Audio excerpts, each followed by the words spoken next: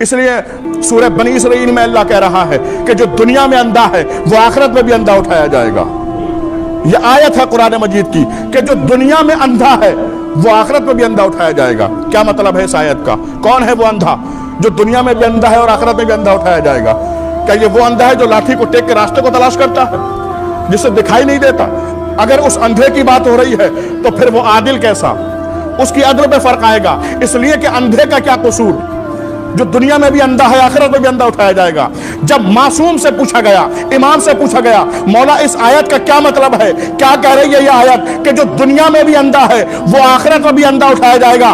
امام نے اپنے سینے کی طرف اشارہ کر کے فرمایا جو دنیا میں ہمیں نہیں پہچانتا وہ دنیا میں بھی اندھا ہے، وہ آخرت میں بھی اندھا اٹھایا جائے گا. معلوم یہ ہوا کہ جو اہل بیت کو نہیں پہچانتا، چاہے وہ آنکھیں ہی کیوں نہ رکھتا ہو، چاہے اسے دکھائی کیوں نہ دیتا ہو، لیکن قرآن اسے اندھا کہتا ہے کہ یہ اندھا ہے، یہ اہل بیت کو نہیں پہچانتا.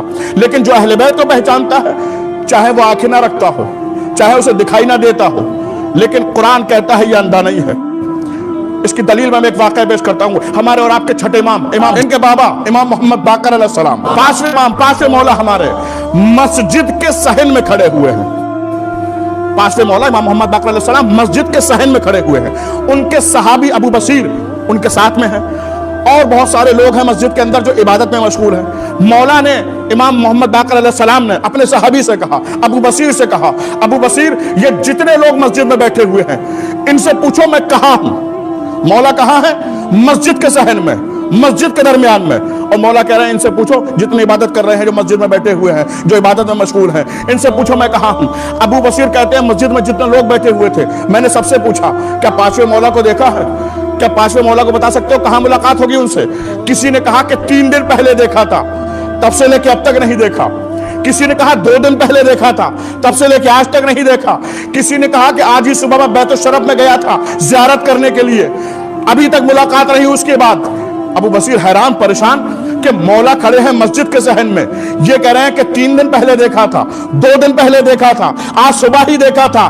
اتنے میں مولا کے ایک اور چاہنے والے مسجد کے اندر داخل ہوئے. نام تھا ان کا عبداللہ ابن عفیف. عفیف اس اندھے کو کہتے ہیں جس کی آنکھیں یوں اس طرح سے بالکل سلی ہوئی بند ہو. وہ لاٹھی کو ٹیکتے ہوئے مسجد کے اندر داخل ہوئے. جیسے ہی مسجد کے اندر داخل ہوئے تو مولا نے ابو بصیر سے کہا، ابو بصیر ہارون مکفوف سے پوچھو ہم کہاں ہیں.